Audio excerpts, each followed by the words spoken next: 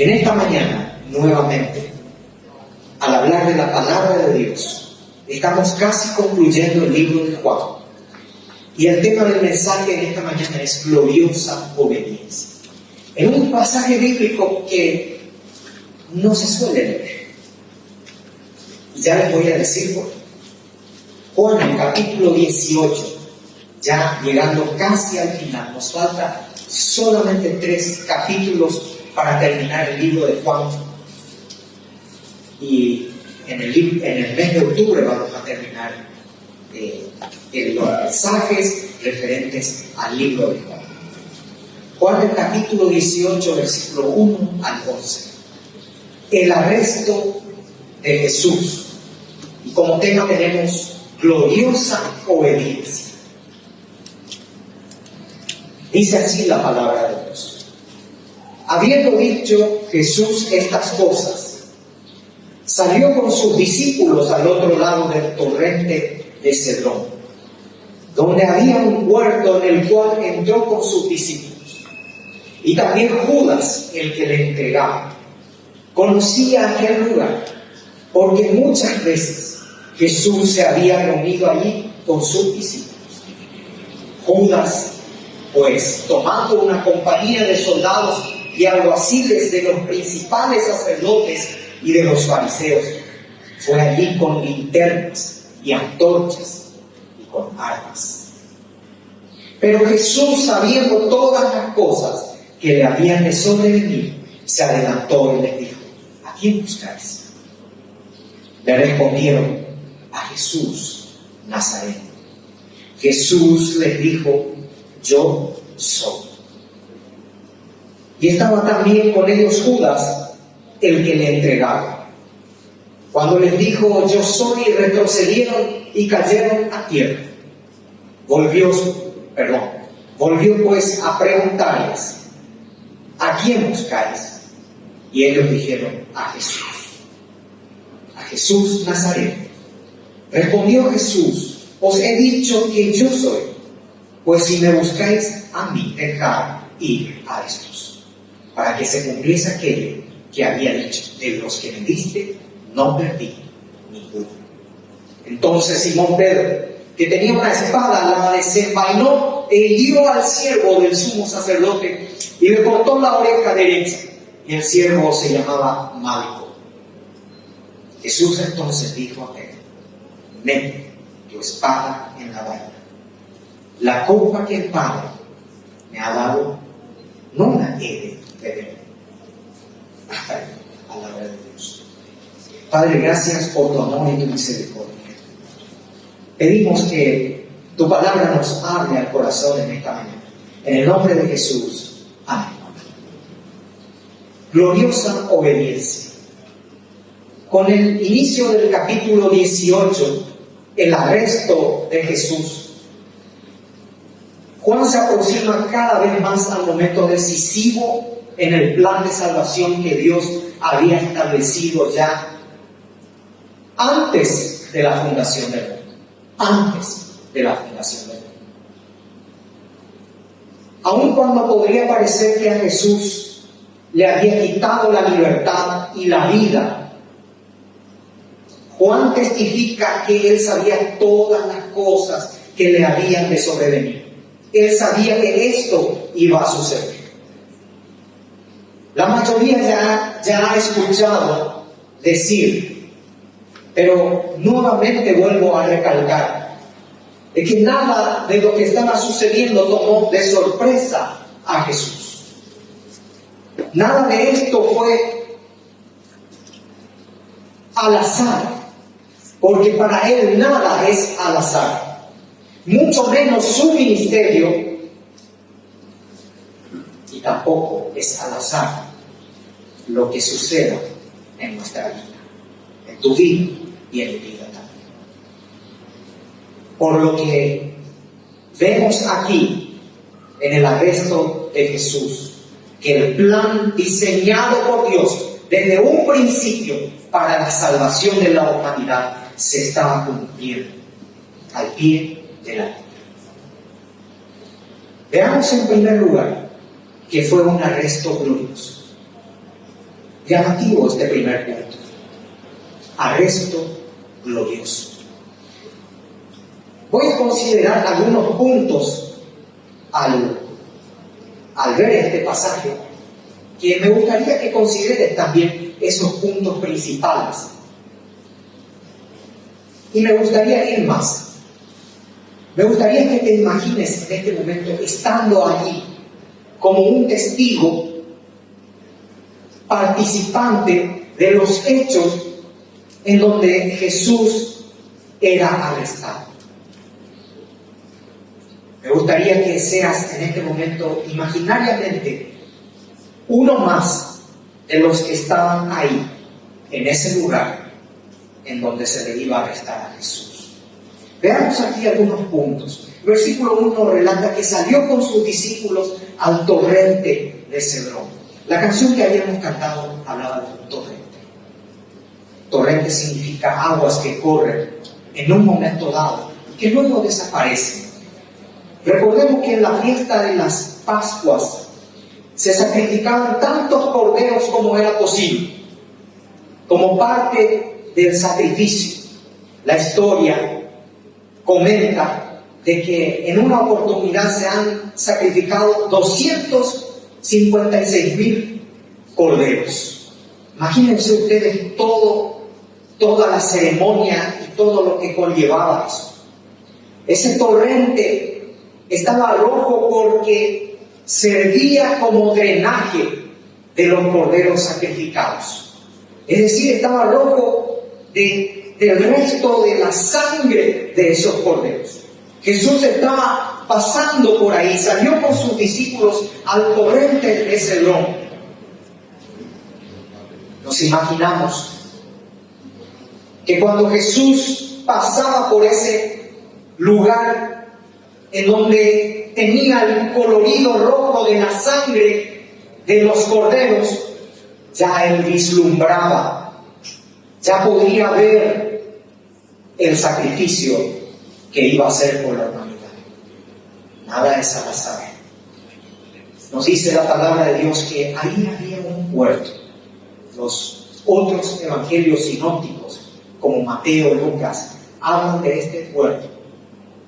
Es el huerto de Getsemaní.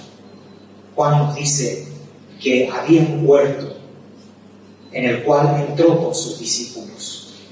En ese lugar se estaba generando una batalla espiritual. No era un día más, no era una noche más. Comprendan, hermanos, de que ya estaba llegando al final, y mientras más aproximada al final, más fuerte, con más intensidad era la batalla espiritual que Jesús estaba librando, porque era por ti y por mí. Era por ti y por mí, por toda la humanidad, por el criminal más peligroso, por aquel que ha cometido un delito atroz.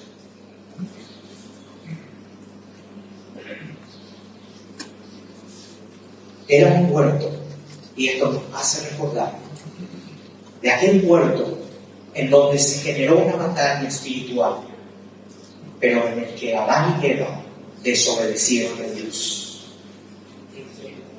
Y esa desobediencia trajo consigo consecuencias terribles para la humanidad, porque el pecado entró en el mundo, entró en ustedes y en mí también.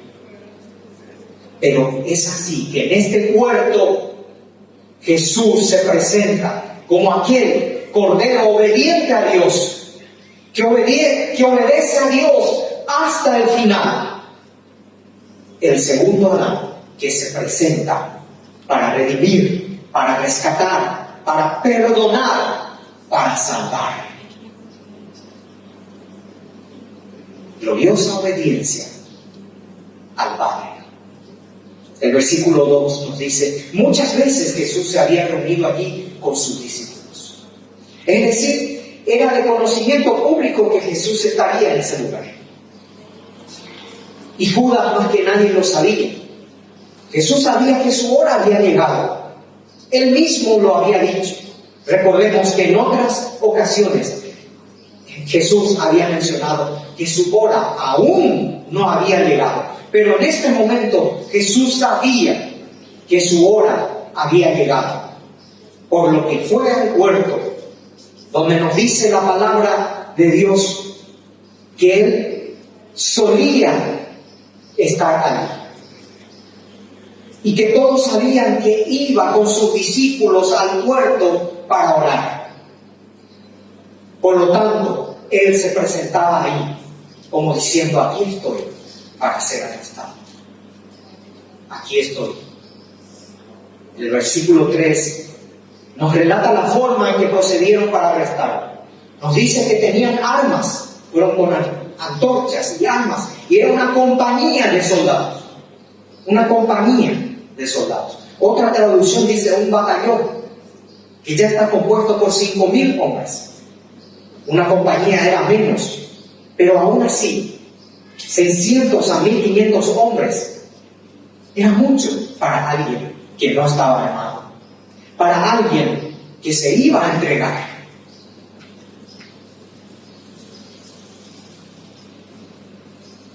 Esto nos habla de gran temor y respeto hacia la autoridad de Jesús. Hay algo más también que considerar en estos primeros versículos, que cuando Jesús pronuncia la palabra divina, yo soy, los soldados retrocedieron y cayeron a tierra. Fíjense que hay partes en la Biblia en donde muchos caen a tierra, se arrodillan delante de Dios en señal de adoración. Pero estos soldados no estaban adorando al Señor. La palabra dice que retrocedieron a causa del temor que infundía en ese momento la palabra, la voz del Señor. Ahora vayamos a lo que concierne al primer punto del arresto glorioso. Este arresto de Jesús era una realidad. Y a partir de este momento, lo que Jesús tenía que vivir o pasar no era simpático, no era llamativo en el sentido placentero de la palabra, no era algo que daba gusto vivirlo. Quizás los evangelistas Mateo, Marcos, Lucas y aún Juan, quienes recopilando y tomando juntos lo que dice en relación al arresto de Jesús, ellos podrían haber obviado, haber dejado de lado esto, que tal vez demuestra debilidad, falta de fortaleza. No es algo agradable ni cómodo para alguien que quiere disfrutar de la vida escuchar sobre el arresto de Jesús. Escucho pocos predicadores que toman este pasaje en estos tiempos de los coach, de los predicadores motivadores, de los predicadores de la prosperidad. No toman este pasaje porque sencillamente demuestra debilidad. Veamos un poquito lo que dice acá: su arresto, y que luego haya sido juzgado, un juicio interminable, agotador, las bofetadas. No era un juicio justo. Los escupitazos, las burlas y todo lo cruel e inhumano que Jesús estaba viviendo en ese momento, y que era parte de lo que él mismo mencionó, la copa que el Padre le estaba dando a beber. Sencillamente no es parte de la agenda que alguien quiere vivir y disfrutar de la vida. Es mucho más alentador hablar sobre milagros, sobre sanidad, sobre poderes sobrenaturales de Jesús, que verle a Él en esta situación. Entendamos esto, hermanos.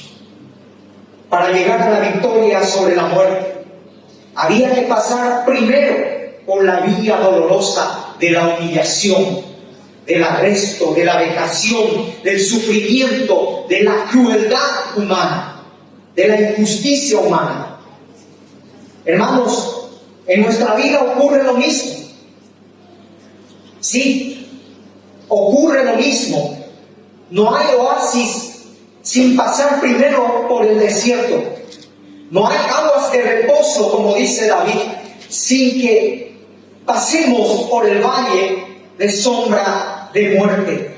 No hay diamante que se forme sin antes pasar por el fuego. Todo esto estaba predeterminado. Y Jesús sabía que el tiempo y el momento había llegado. Su arresto fue glorioso. En segundo lugar, hay una gloriosa divinidad. El versículo 4 nos dice, sabiendo Jesús las cosas que habían de suceder. Como dije al principio, no había nada accidental. Ni era algo que sorprendió a Jesús lo que estaba sucediendo. Ante la pregunta de Jesús al ver la compañía de soldados armados,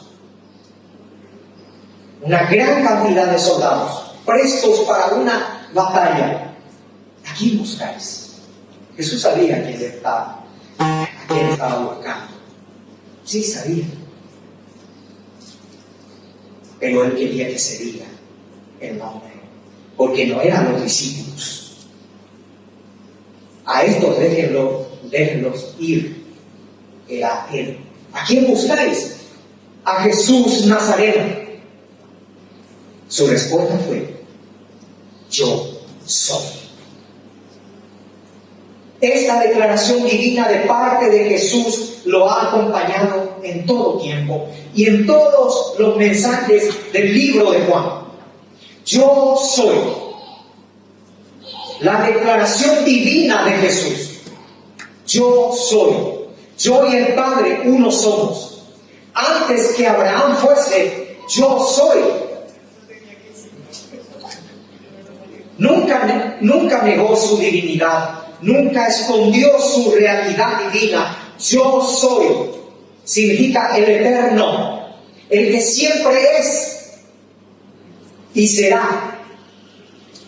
El que es para siempre.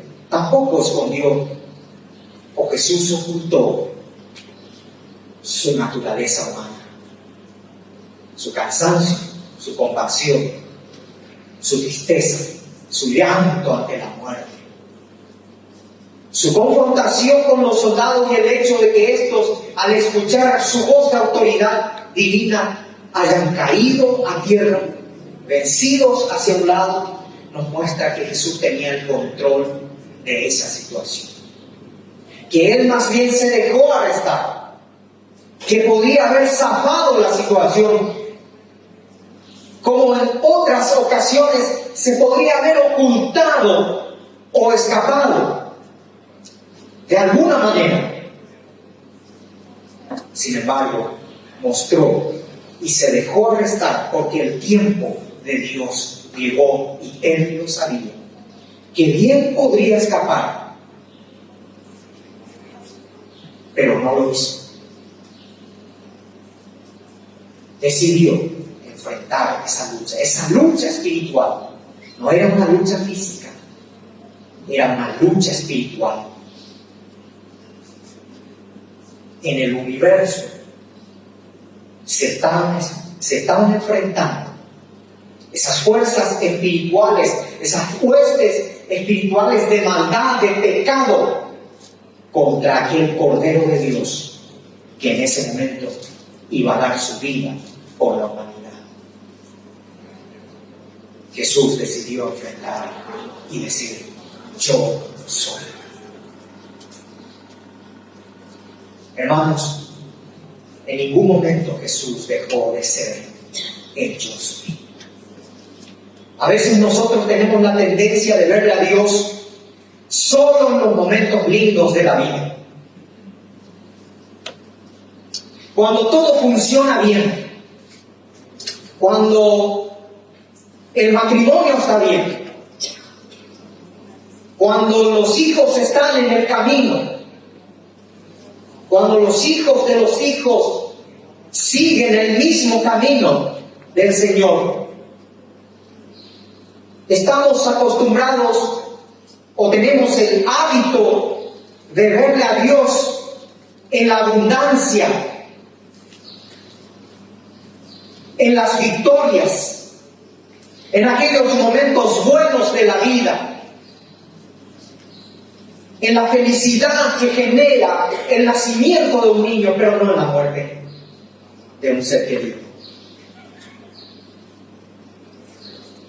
Estamos acostumbrados a ver a Dios solo cuando todo funciona bien. Déjenme decirles que aún en los fracasos, en medio del dolor, de la enfermedad, en la incertidumbre de la vida, en las caídas, en las derrotas, Él nunca deja de ser el yo soy. Dios nunca deja de ser yo soy, aun cuando tu vida está hecha pedazos. Nunca deja de ser yo soy. Este fue el arresto de Jesús. Para muchos un fracaso, para muchos una debilidad, para muchos un tremendo momento de dónde está Dios.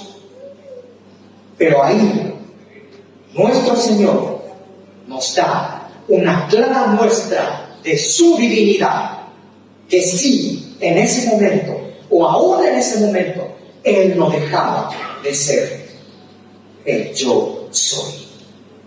Él no deja de ser el yo soy. Él nunca dejará de ser el yo soy. Y cuando pasemos por las situaciones indeseables de la vida, recordemos que Dios nunca hizo ni hará una pausa en su divinidad. Gloriosa divinidad. Gloriosa divinidad. Finalmente, en tercer lugar, hay una gloriosa copa. Versículo 10 y 11 nos dice que entonces Pedro, que tenía una espada, la desenvainó e hirió al siervo del sumo sacerdote, quitándole la oreja derecha. Y el siervo se llamaba Malco. Entonces Jesús dijo a Pedro: mete tu espada en la vaina. Rápidamente, la copa que el Padre me ha dado, no la he de beber. Hasta ese momento, Pedro aún no entendía el propósito de la venida del Mesías. Hasta el último momento, el plan de Dios no encajaba en la mente de los discípulos, y mucho menos de Pedro. Si es posible, voy a morir por ti, decía Pedro. Daré mi vida por ti, si necesario fuere. Y lo hizo con juramento. Pedro no aceptaba ver a su Señor y Dios así vulnerable y débil. Sencillamente, para Pedro no era normal verle a su Señor de esa manera. Arrestado, ya con las manos atadas, presto para ir al tribunal o a un supuesto tribunal. Más bien Pedro pensó que siempre, y esto estaba en su mente, y era lo más cómodo, lo más confortable, y siempre lo vería sanando, abriendo los ojos de los ciegos, levantando paralíticos. Hasta ese momento creyó que siempre estaría al lado de alguien que podía dar vida a un muerto, dominar la naturaleza con solo decir una palabra, alimentar a 5,000 personas. ¡Wow! ¡Qué gusto vivir al lado de alguien! Fue él quien dijo: hagamos una enramada aquí para Moisés, otro para Elías, otro para ti, porque da gusto estar aquí. estoy como en el cielo y siempre quiero vivir así. Pedro solamente pensaba en él y no en el plan de Dios. Su vista, era tan corta que no distinguía más allá de lo que él como persona distinguía o pensaba. Por eso decidió solucionar las cosas a su manera. Sacó su espada y decidió cortar la oreja del soldado llamado Malco. Pedro, fuerte con la espada en la mano, pero cobarde en su corazón. Muchas veces también somos fuertes en nuestro hablar, en nuestras actitudes, pero somos débiles en nuestro corazón. Y Dios mira nuestro corazón. No culpemos a Pedro en esta mañana solamente. No culpemos a Pedro solamente por esta actitud. En ocasiones no somos capaces de ver la voluntad de Dios ni en los más mínimos detalles. No vemos más allá de nuestro ego personal. Nuestras decisiones se basan en todo aquello que ha de darnos una satisfacción personal. La idea de someternos a Dios, de humillarnos a Dios, al Señor y discernir su plan, no cabe en nuestra mente. Versículo 11. Mete tu espada en la vaina. La copa que el Padre me ha dado, no la he de beber. Gloriosa copa que fue su plan redentor para el perdón de nuestros pecados. ¿Qué les parece si Jesús hubiese enfrentado y afrontado de otra manera ese momento?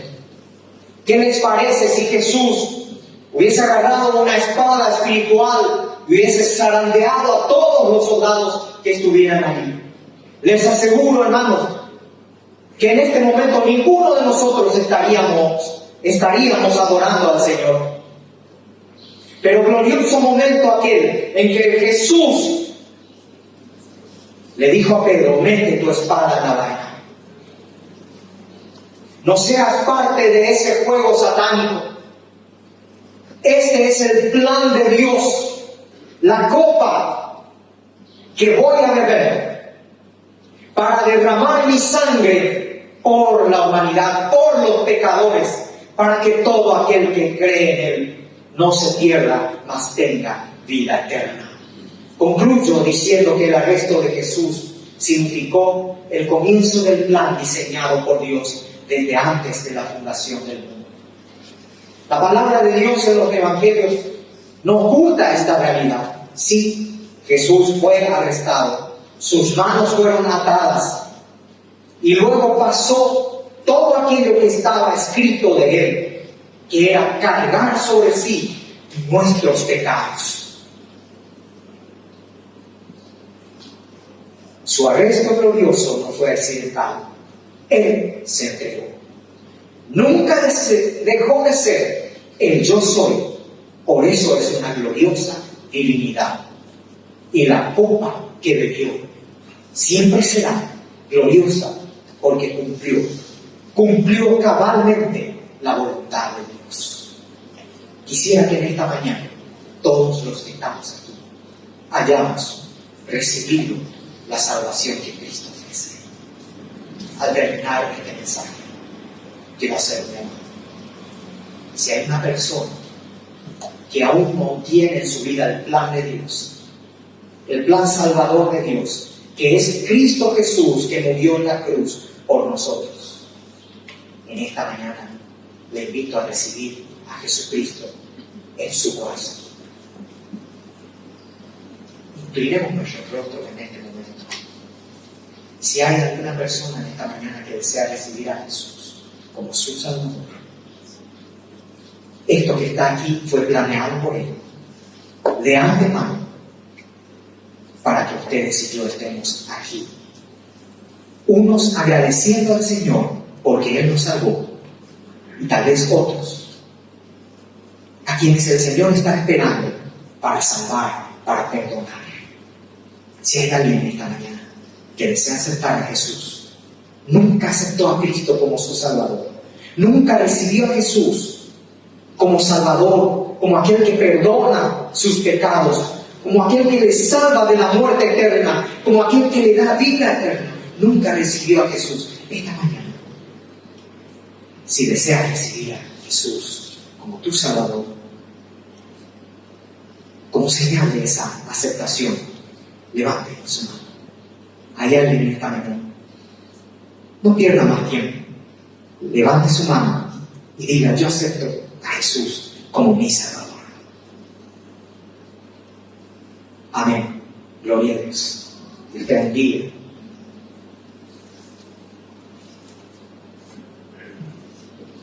En la visita que hicimos con los misioneros, cada vez que alguien aceptaba a Cristo, sencillamente aplaudíamos. Demos un aplauso para esta persona que ha aceptado a Cristo.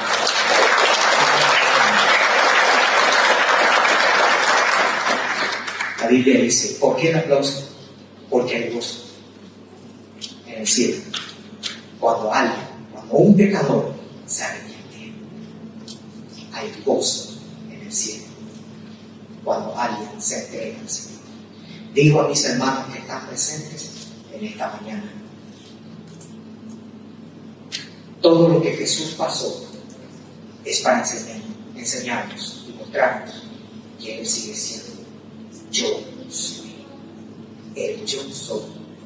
En la situación que estés viviendo hoy, Él sigue siendo el yo soy.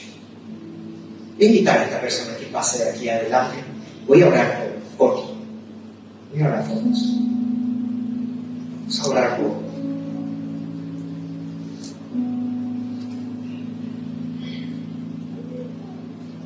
Ya nos hemos encontrado en la cruzada, en la visita.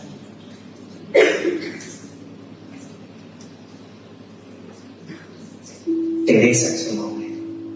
Es sobrina de nuestra hermana. Vamos a orar. Padre, gracias por tu amor y tu misericordia. Gracias porque tu palabra es clara. Mi palabra no volverá vacía, sino que traerá a todo aquel que en su corazón recibe la semilla. Gracias por la vida de Teresa, que hoy ya hace una confesión pública de aquella confesión que ya hizo entre nosotros. Que tú bendigas su vida, que ella pueda ir creciendo espiritualmente en el conocimiento de tu palabra. Gracias, Señor, porque todo lo que ha pasado en su vida personal le ha traído hasta acá, conocerte a ti como Señor y Salvador. Bendice a mis hermanos que han escuchado este mensaje.